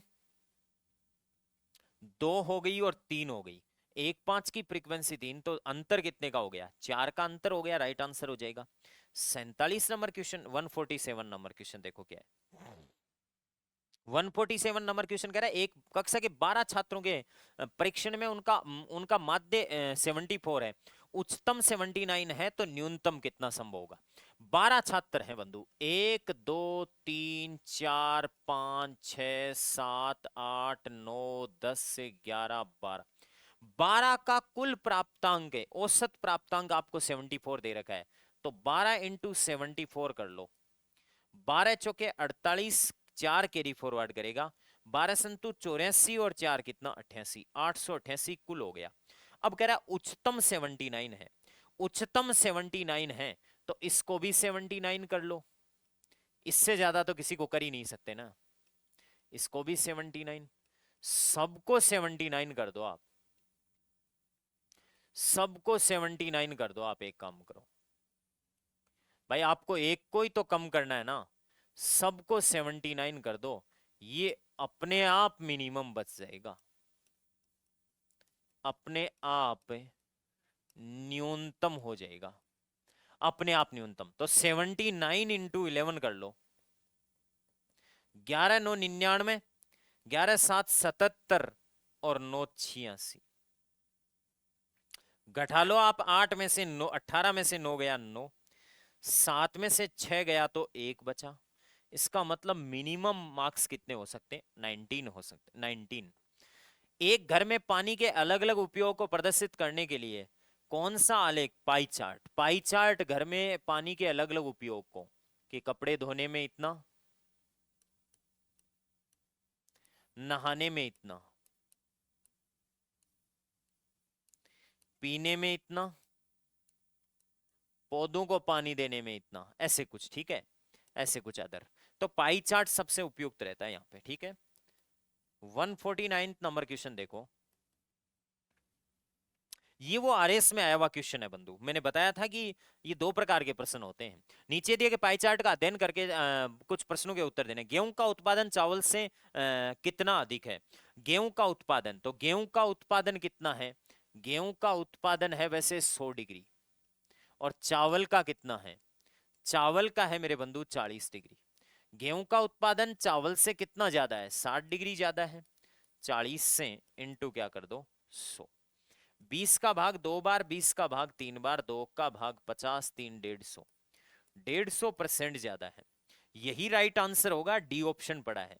अगर इसका आप गुस्ताखी करोगे ये निकालने का कि सर उसकी तरह निकालें 100 डिग्री बटे 360 डिग्री इंटू 100 करेंगे, वैसे तो उत्तर ही नहीं मिलना है। 4 का भाग 9 बार, 4 का भाग 25 बार, 250 में 9 का भाग लगा देना, 9 दूनी 18, बच गया कितना 7 है 70, 9 7 63 है 27 पॉइंट समथिंग, और ये आएगा 40 बटे 360 इंटू 100। ये सीधा 9 बार 11 से ही 1/9, लगभग 11 घटाओ 27 में से 16% का उत्तर ही नहीं है आपके पास में। इसका मतलब इसका राइट आंसर मैंने कहा वो ऑथेंटिक तरीके से आएगा। और then last question 150। Last question ये है कि एक गांव की 3,60,000 जनसंख्या है, विभिन्न व्यवसायों पर पाई चार्ट दिखाया गया है, ठीक है। नौकरी और परिवहन में लगे व्यक्तियों का योग, नौकरी और परिवहन, नौकरी और परिवहन, नौकरी और परिवहन, नौकरी और परिवहन को जोड़ लो, 120 और 24, 120 और 24 डिग्री कितना हो गया 144 डिग्री हो गया। अब ये 144 डिग्री कृषि और परिवहन का आ रहा है क्या? कृषि 108 है और परिवहन 24 है, 132 आएगा, 144 नहीं आएगा। व्यापार और उद्योग का आ रहा है क्या? व्यापार 36 है, 72 है, नहीं आएगा, 108 आएगा। कृषि और व्यापार का आ जाएगा क्या? कृषि 108 है और व्यापार कितना है 36 है, ये 144 आ जाएगा। कृषि और व्यापार का आ जाएगा, किसका? कृषि और व्यापार का आ जाएगा, ठीक है। क्यों नहीं आ जाएगा कृषि का? क्योंकि कृषि का 108 है और व्यापार का 36 है, जोड़ोगे तो 144 डिग्री। तो राइट आंसर सी हो जाएगा। ओके दोस्तों, इस प्रकार ये मैथ्स के क्वेश्चनों का सॉल्यूशन हुआ। Thank you.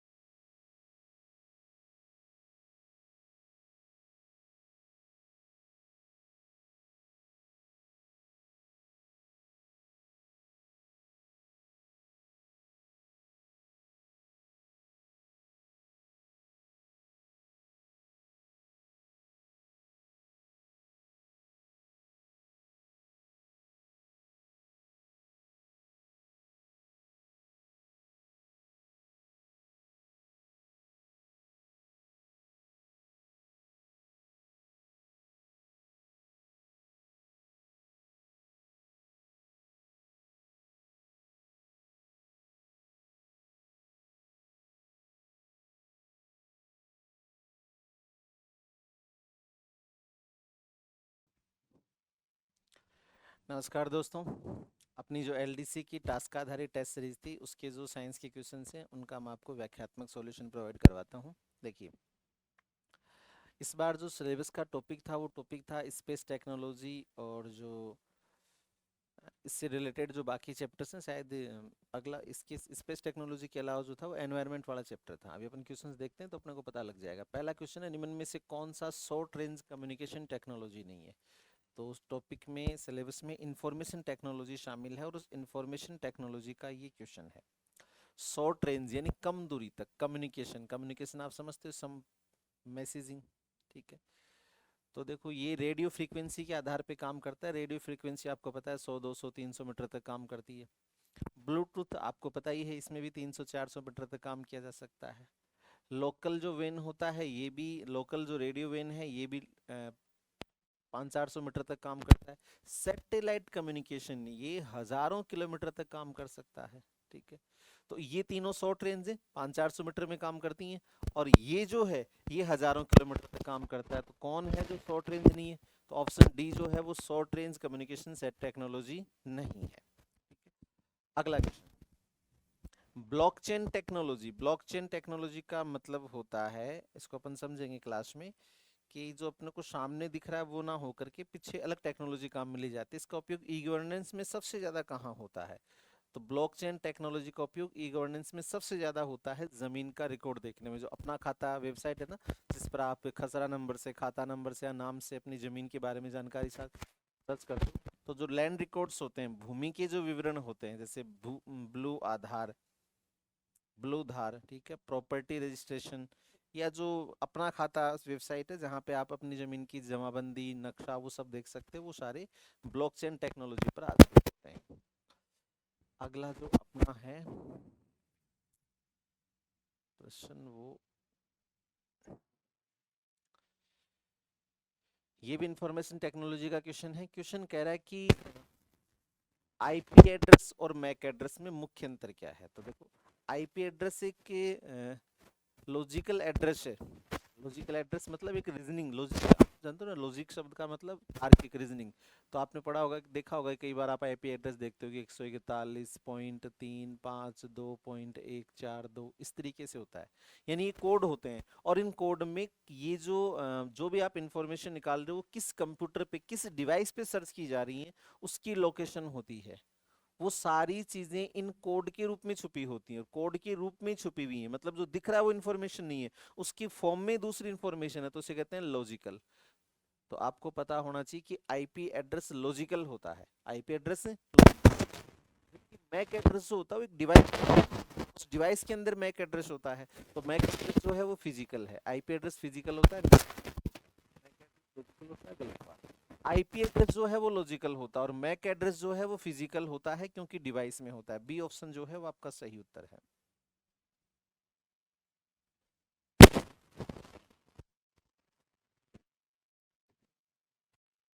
अगला इंफॉर्मेशन डिफेंस टेक्नोलॉजी के बारे में क्वेश्चन है, काफी अच्छा question. Navigational with Indian constellation,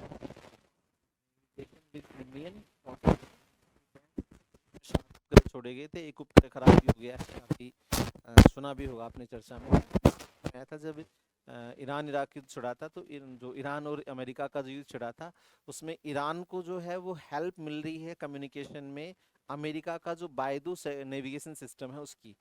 और हमारे यहाँ जो है वो नेविगेशन सिस्टम यूज किया जाता है जीपीएस, जो कि अमेरिका का है।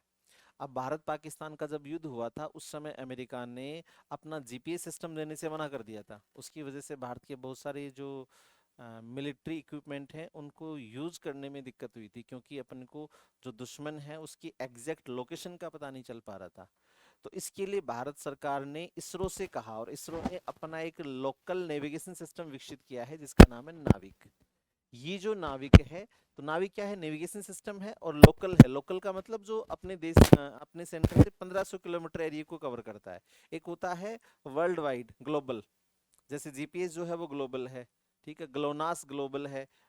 चीन का जो बायदू है वो ग्लोबल है, मतलब जो पूरी पृथ्वी को कवर करता है वो होता है। और लोकल का मतलब जो 1500 किलोमीटर तक की रेडियस को कवर करता है। तो भारत के पास ग्लोबल जीपीएस सिस्टम नहीं है, लोकल है, और इसमें भी एक सैटेलाइट खराब हो गया बताया है। और सुना जा रहा है कि इसकी जो एटॉमिक वॉच होती हैं, परमाणु घड़ियां होती हैं, वो सही से काम नहीं कर रही हैं। अभी जो है वो लोकल नेविगेशन है, क्षेत्रीय नेविगेशन है। दूसरा है एस्ट्रोसैट। एस्ट्रोसैट एक उपग्रहों का ऐसा समूह है जो अंतरिक्ष का अवलोकन करता है, खगोलीय अवलोकन। गगनयान, तो गगनयान जो है वो मनुष्य युक्त एक विमान है जो अंतरिक्ष में उड़ान भरेगा। और ये है remote imaging satellite. Remote imaging का मतलब जो रडार के द्वारा दूर स्थित ऑब्जेक्ट की फोटो खींच सके, यानी जिस ऑब्जेक्ट के पास अपन नहीं है उसके पास बिना पहुंचे उसकी फोटो खींच सके, तो उसको रिमोट इमेजिंग कहा जाता है। तो ये आएगा रडार इमेजिंग। देखो इसमें हो गया 3 1 4 2, 3 1 4 2, ए ऑप्शन जो है वो आपका सही उत्तर है। मुझे उम्मीद है काफी उपयोगी साबित होगा आपके लिए। चलते हैं अगले प्रश्न पे।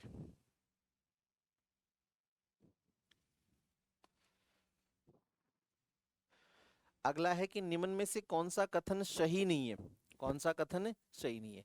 तो मास्टर कंट्रोल फैसिलिटी जो है वो नैनीताल में, पहला ही गलत हो गया, अभी नैनीताल में नहीं है। मास्टर कंट्रोल फैसिलिटी जो है वो है हासन, और हासन पड़ता है कर्नाटक में, यहाँ पर है। मास्टर कंट्रोल फैसिलिटी वो फैसिलिटी होती है जहां से सैटेलाइट्स को कंट्रोल किया जाता है। इसके और भी कई लोकल सेंटर हैं, लेकिन इसका जो मुख्यालय है वो कर्नाटक के हासन जिले में है। ठीक है। भारतीय खगोल विज्ञान संस्थान ओडिशा में है, बिल्कुल। Indian institute of geo magnetism Mumbai में है, ये भी सही है। और गलत कौन? एस एन बोस राष्ट्रीय बुनियादी विज्ञान केंद्र कोलकाता में। तीन ऑप्शन सही हैं, ए जो है वो गलत है। क्यों गलत है? क्योंकि आपको पता है जो मास्टर कंट्रोल फैसिलिटी है वो हासन कर्नाटक में है। अगला क्वेश्चन कह रहा है निम्न में से कौन सा कथन सही नहीं है? जीएसएलवी मार्क थर्ड, जिसको जो एलवीएम या कहा जाता है, और ये है क्रायोजेनिक इंजन। क्रायोजेनिक इंजन वो होता है जिसमें जो फ्यूल होता है उस फ्यूल का टेम्परेचर -150 डिग्री सेल्सियस से ज्यादा होता है, ग्रेटर देन -150 डिग्री सेल्सियस। ये 4 टन जीटीओ, 4000 किलो को जो जीटीओ, जीटीओ कक्षा का नाम है, ठीक है, जियो स्टेशनरी ट्रांजिशनल ऑर्बिट है, तो इस कक्षा में पहुंचाने की क्षमता रखता है। ये स्टेटमेंट बिल्कुल सही है। सूर्य तुल्यकालिक कक्षा जो है वो सुदूर संवेदन उपग्रहों के लिए आदर्श होती है। ठीक है। भुवन पोर्टल इसरो का 3D इमेजिंग जियो पोर्टल है, ये भी सही है।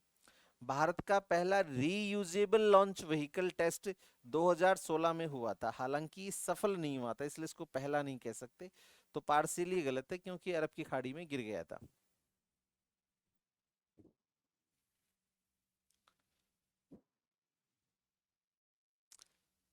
अगला क्वेश्चन है, जियो स्टेशनरी उपग्रह जिनको कहा जाता है हिंदी में भू स्थिर उपग्रह, भू स्थिर इसलिए कहते हैं क्योंकि पृथ्वी से स्थिर दिखाई देते हैं। इनकी ऊंचाई 35,786 किलोमीटर होती है, जिसको लगभग में मान लिया जाता है 36,000 किलोमीटर। ये पृथ्वी पर 24 घंटे का आवर्तकाल रखते हैं, यानी 24 घंटे में राउंड लगाते हैं, बिल्कुल सही है। ये पृथ्वी 24 घंटे में राउंड क्यों लगाते हैं? 24 घंटे में राउंड इसलिए लगाते हैं क्योंकि जितने समय में पृथ्वी अपना घूर्णन पूरा करती है उतने समय में ही ये जिस हिसाब से पृथ्वी घूम रही है उसी स्पीड से ये चल रहे हैं। तो उसके कारण क्या होता है कि पृथ्वी के इनके सामने पृथ्वी का हमेशा एक बिंदु है, पृथ्वी का हमेशा एक बिंदु है। जैसे मान लिया कि ये बिंदु पृथ्वी का है, तो जैसे जैसे ये आवर्त आवर्त गति कर रहे हैं उसी हिसाब से पृथ्वी रोटेशन गति कर रही है। तो इसके कारण होगा क्या कि इसके सामने, उपग्रह के सामने पृथ्वी का हमेशा एक समान हिस्सा रहेगा। खास तौर से जो मोबाइल टेक्नोलॉजी में जो कम्युनिकेशन सैटेलाइट होते हैं वो इसी वाले होते हैं, और ये पृथ्वी के घूर्णन गति से मेल खाते हैं, एक बिंदु पर स्थिर रहते नहीं है, दिखते हैं, एक बिंदु पर स्थिर दिखते हैं। अब अगर आप दिखते हैं को टाइपिंग एरर नहीं मानो तब तो ए सही है, आर गलत है। और अगर इसको केवल टाइपिंग एरर मानते हैं तो दोनों सही है। तो अपन टाइपिंग एरर मान करके ए सही है आर गलत करते हैं, क्योंकि एक बिंदु पर स्थिर रहते नहीं है, स्थिर दिखते हैं। ये सेम वैसे ही हो गया जैसे दो बस हैं, वो एक साथ बराबर में चल रही हैं और दोनों की स्पीड बराबर होगी, तो एक बस में बैठे हुए व्यक्ति को दूसरी बस जो है वो स्थिर दिखाई देगी, स्थिर होगी नहीं, केवल स्थिर दिखाई देगी।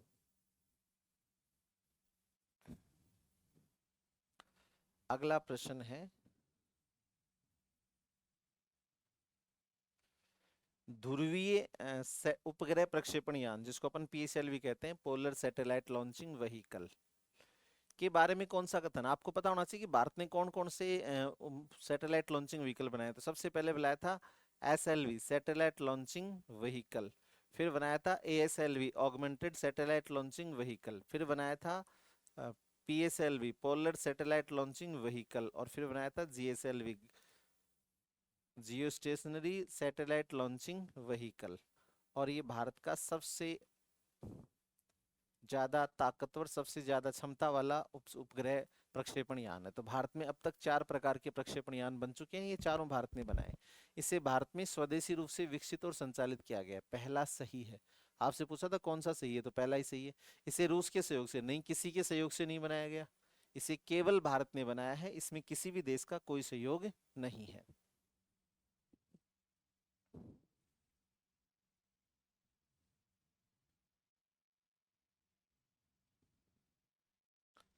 तो ये क्वेश्चन है चंद्रयान के बारे में। ये जो क्वेश्चन है वो चंद्रयान के बारे में है। और ये क्वेश्चन क्या कह रहा है, तो ये क्वेश्चन कह रहा है कि कौन सा कथन चंद्रयान फर्स्ट के बारे में सही नहीं है। तो आपको पता है कि अब तक बहुत सारे चंद्रयान मिशन हो गए हैं, तो इसके बारे में आपसे पूछा कि कौन सा कथन चंद्रयान के बारे में सही नहीं है। इसकी शुरुआत 2008 में भारतीय अंतरिक्ष अनुसंधान संगठन, जिसको अपन इसरो कहते हैं, उसके द्वारा की गई। बात बिल्कुल सही है। भारत ने PSLV एक्सेल रॉकेट नहीं, चंद्रयान जो है वो GSLV रॉकेट के द्वारा भेजे गए थे। तो दूसरा गलत हो गया, दूसरा गलत हो गया। यानी इस क्वेश्चन का जो सही उत्तर है वो हो गया सेकंड ऑप्शन, सेकंड ऑप्शन। इस यान को 8 नवंबर 2008 को सफलतापूर्वक कक्षा में स्थापित किया गया। तात्कालिक प्रधानमंत्री अटल बिहारी वाजपेयी ने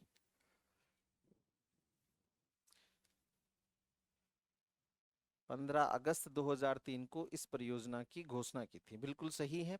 सेकंड स्टेटमेंट जो है वो गलत हो गया। चंद्रयान जितने भी हैं वो सारे GSLV सैटेलाइट लॉन्चिंग व्हीकल से भेजे गए हैं, PSLV से कोई सा नहीं भेजा गया है। उस उपग्रह, जिस उपग्रह से दूरसंचार एवं टेलीविजन कार्यक्रम, कम्युनिकेशन और टेलीविजन कार्यक्रम प्रसारित किए जाते हैं, उन्हें क्या कहा जाता है, उन्हें संचार उपग्रह कहा जाता है। याद रखना, ये हमेशा भू स्थिर कक्षा में जियो जो होती है ना, जियो स्टेशनरी ऑर्बिट, जिसको अपन GSO कहते हैं, इसकी ऊंचाई होती है एग्जैक्टली तो 35,786 किलोमीटर, लगभग में 36,000 किलोमीटर मान लिया जाता है। तो भारतीय संचार उपग्रह कौन से हैं, तो पहला भारतीय संचार उपग्रह है एप्पल, लेकिन आर्यभट्ट संचार नहीं है, ये भी संचार नहीं है। भास्कर भी संचार नहीं है। इनसेट, ये जो है इनसेट सीरीज जो है, ये पूरी की पूरी ही संचार उपग्रह है। तो A option is your right answer. INSAT series जो है वो सारी की सारी संचार उपग्रह है। भारतीय अंतरिक्ष कार्यक्रम के जनक हैं विक्रम साराभाई। अब यहाँ पे बहुत सारे साराभाई दे रखे हैं, तो विक्रम अंबालाल साराभाई। मॉन्ट्रियल प्रोटोकॉल जो मानव गतिविधियों को ओजोन संरक्षण के लिए उचित कार्रवाई करने के लिए प्रेरित करता है, तो आपको पता है 1987 में मॉन्ट्रियल प्रोटोकॉल बना था। मॉन्ट्रियल शहर में इसके लिए सम्मेलन हुआ था, इसलिए इसको कहते हैं मॉन्ट्रियल प्रोटोकॉल। गगन का पूरा नाम क्या है, तो गगन का पूरा नाम है GPS added geo augmented navigation. GPS added geo augmented navigation, यानी नेटवर्क हो गया। GIS ये भी गलत हो गया, GIS GPS एडेड जियो संवर्धित नेविगेशन, डी ऑप्शन। IRS श्रृंखला जो है, अभी अपन ने पढ़ा था IRS, ठीक है। तो ये जो होता है ये रिमोट सेंसिंग है। रिमोट सेंसिंग का मतलब दूर से फोटो खींचता है, और दूर से फोटो खींचता है इसलिए काम आएगा ये सुदूर संवेदन में।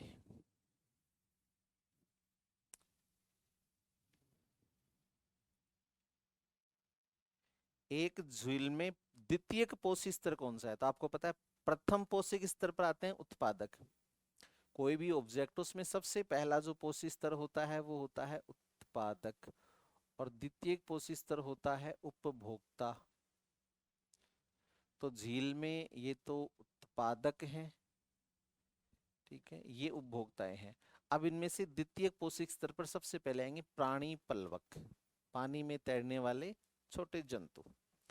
उपभोक्ताओं द्वारा जो कार्बनिक पदार्थ बनाया जाता है उसको कहते हैं द्वितीयक उत्पादकता। याद रखना, उत्पादकों द्वारा जो कार्बनिक पदार्थ बनाए जाते हैं उसे कहते हैं प्राथमिक उत्पादकता, और उपभोक्ताओं द्वारा जो कार्बनिक पदार्थ बनाए जाते हैं उसे कहा जाता है द्वितीयक उपभोक्ता, द्वितीयक उत्पादकता। उत्पादकता के बारे में काफी अच्छे क्वेश्चन आते हैं। प्रवासन किस प्रकार का अनुकूलन है? तो प्रवासन जो है वो शारीरिक जैव रासायनिक कार्य की नहीं, व्यावहारिक है, प्रैक्टिकली है। क्योंकि जो अडेप्शन होता है, अडेप्शन जो है वो इस अडेप्शन जो है, अनुकूलन जो है वो माइग्रेशन क्यों होता है? माइग्रेशन इसलिए होता है क्योंकि जो वहाँ के जलवायु कारक होते हैं वो उन जीवों के अनुकूल नहीं होते जो वहाँ रहते हैं। जैविक कचरा जो बायो वेस्ट है उससे समृद्ध, तो किसी भी झील में अगर बायो वेस्ट बढ़ेगा तो उसमें सूक्ष्म जीव बढ़ेंगे जिससे बायोकेमिकल ऑक्सीजन डिमांड बढ़ेगी। पहली बात तो ये याद रखना। तो इनकी वजह से क्या होगा? खनिजों के कारण जीवों की आबादी में वृद्धि होगी? नहीं। शैवाल प्रस्फुटन के कारण झील सूखेगा? नहीं। अत्यधिक पोषक तत्वों के कारण मछलियों की जनसंख्या में वृद्धि होगी? नहीं, क्योंकि जरूरी नहीं है पोषक तत्व जो है वो मछलियों के अनुकूल ही हो, प्रतिकूल भी हो सकते हैं, तो मछलियों की संख्या घट भी सकती है। ऑक्सीजन की कमी के कारण मछलियों की मृत्यु दर बढ़ेगी, अभी आपको बताया था बायोकेमिकल ऑक्सीजन डिमांड बढ़ेगी। जब भी किसी पादप, किसी भी वाटर बॉडी, झील है, नदी है, उसके अंदर अगर बायोवेस्ट, बायोवेस्ट का मतलब है मल मूत्र या एनिमल्स के पार्ट्स, ठीक है, तो इनकी मात्रा बढ़ेगी तो इनको डाइजेस्ट करने के लिए झील के अंदर बैक्टीरिया और फंगस फैलेंगे, और बैक्टीरिया और फंगस जब इनको डाइजेस्ट करेंगे तो उस दौरान पानी में घुली हुई ऑक्सीजन को कंज्यूम कर जाएंगे, जिसकी वजह से पानी में ऑक्सीजन की कमी हो जाएगी। और ये जो मछलियां होती हैं ये पानी में घुली हुई ऑक्सीजन को ही रेस्पिरेशन के रूप में काम में लेती हैं, इसलिए इन मछलियों की मृत्यु हो जाएगी। अगला है इन पोषक चक्रों पर विचार करना है। इसमें से गैसीय पोषक चक्र कितने हैं? तो गैसीय पोषक चक्र इनमें से दो हैं, सल्फर चक्र और सॉरी कार्बन चक्र और नाइट्रोजन चक्र, एक तीन दो हैं। फास्फोरस चक्र और सल्फर चक्र ये है अवसादी चक्र, अवसादी चक्र।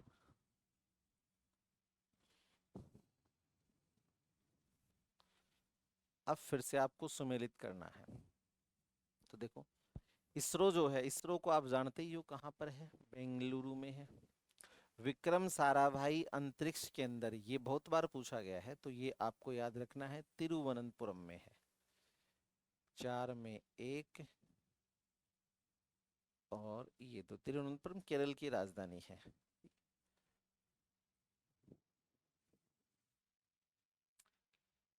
तो अब बच गया आईसीयू, आईसीयू तो पुणे में है, ठीक है। आईयूएसी, आईयूएसी बच गई नई दिल्ली में। तो ये हो गया 2 4, 3 2 4 1, 3 2 4 1, बी ऑप्शन।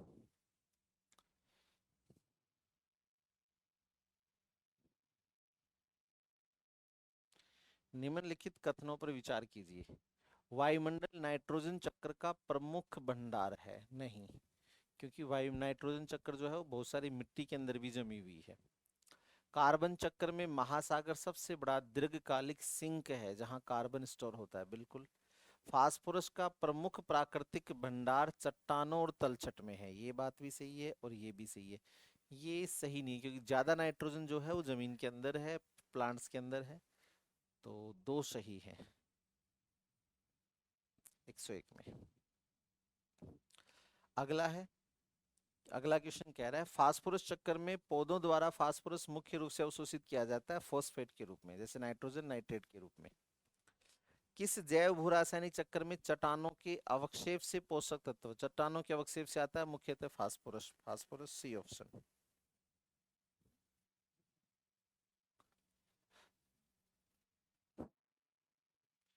विश्व पर्यावरण दिवस 2025 पर्यावरण दिवस मनाया जाता है कितने अप्रैल को?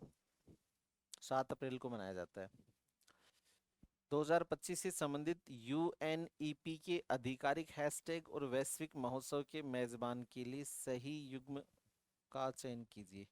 जेन जेनरेस्ट रिस्टोरेशन सऊदी अरब नहीं है। लैंड रिस्टोरेशन डेनमार्क, ये सही है। Father of earth Bharat, father life of earth, father the life of earth नहीं। बीट प्लास्टिक पॉपुलेशन, ये भी नहीं है। बी जो है, ये अलग अलग देशों को अलग अलग हैशटैग दिए गए हैं, तो डेनमार्क का हैशटैग है लैंड रिस्टोरेशन। दिसंबर 2020 में 22 उपग्रहों को एक साथ छोड़ा था दिसंबर 2025 में।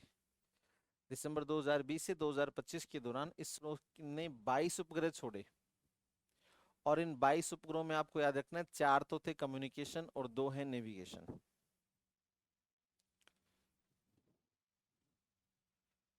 कौन सा GSLV F-16 के लिए सही नहीं है? तो GSLV स्वदेशी क्रायोजेनिक चरण के साथ GSLV की नवीन परिचालन परियोजना है, बिल्कुल सही है। GSLV F-16 भारत के भूतुल्यकालिक उपग्रह प्रक्षेपण यान की 18वीं उड़ान और स्वदेशी क्रायोजेनिक इंजन के साथ 12वीं उड़ान है, ये भी सही है। ये श्री हरिकोटा से 102वां प्रक्षेपण है, ये भी सही है। GSLV F मिशन सूर्य तुल्यकालिक, ये गलत है, पृथ्वी तुल्यकालिक होता है, तो ए ऑप्शन गलत है। जयपुर में क्या हो गया? मार्च 2025 में आयोजित जो है 12वां क्षेत्रीय 3R और सर्कुलर इकोनॉमी, तो 3R का मतलब आप जानते हो, खूब बार पूछा गया है, रिड्यूस रीयूज रिसाइकल। इसमें ये गलत है, इसमें ये गलत है, इसमें ये गलत है, ठीक है, तो ए ऑप्शन सही है।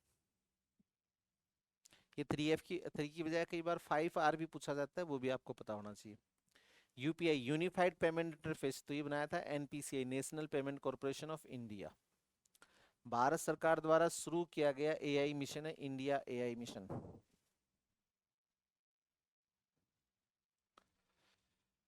प्राकृतिक ग्रीन हाउस प्रभाव पृथ्वी पर जीवन यापन के लिए जरूरी है, क्योंकि अगर प्राकृतिक ग्रीन हाउस प्रभाव नहीं होगा तो दिन और रात के तापमान में बहुत ज्यादा अंतर आ जाएगा। सौरमंडल में उपस्थित ओजोन जो है वो अल्ट्रावायलेट विकिरणों को प्रभाव को कम करने में सहायक है, बिल्कुल सही है। 1 और 2। वैसे इसको टेक्निकली रॉन्ग मांग सकते हैं, क्यों रॉन्ग मान सकते हैं, इसलिए मान सकते हैं क्योंकि अल्ट्रावायलेट विकिरणों के प्रभाव को कम नहीं करता, ये अल्ट्रावायलेट को अवशोषित करता है। फिर भी सही है, क्योंकि अल्ट्रावायलेट अवशोषित हो जाएंगी तो हमारे शरीर पर उनका प्रभाव भी कम हो जाएगा, तो दोनों सही है। कथन 1 और कथन दोनों सही है। आय चित्र का उपयोग क्या ज्ञात करने के लिए करेंगे, तो वो अपन बाद में पढ़ेंगे। मुझे उम्मीद है ये आपके लिए काफी उपयोगी साबित होंगे। धन्यवाद।